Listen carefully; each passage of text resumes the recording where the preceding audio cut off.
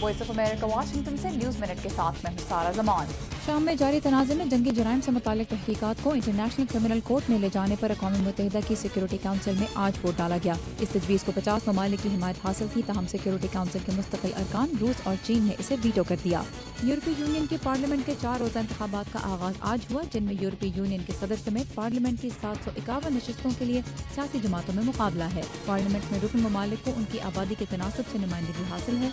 चीन के शुमाल मगरबी इलाके शिनजांग में हमलावरों ने शॉपिंग मॉल में 2 गाड़ियां टकरा दी, जिससे 31 अफराद हलाक और 90 से ज्यादा जख्मी हो गए। हुकूमत इस बेचैनी का इल्जाम दीगर मुसलमान अलहदगी पसंदों पर आयद करती है, जबकि दीगरों का कहना है कि उनकी जानिब हुकूमत की पॉलिसियां मुतासिबाना हैं। और नाइजीरिया में गुज़िश्ता माह से अगवाशुदा 200 से ज्यादा तालिबात की हिमायत में आज मुल्क भर में असातिज़ा ने हड़ताल की और रैलियां निकाली। असातिज़ा कौमी यूनियन के मुताबिक गुज़िश्ता 5 वर्षों में शिद्दत पसंद तंजीम बोको हराम 173 असातिज़ा को भी हलाक कर चुकी है।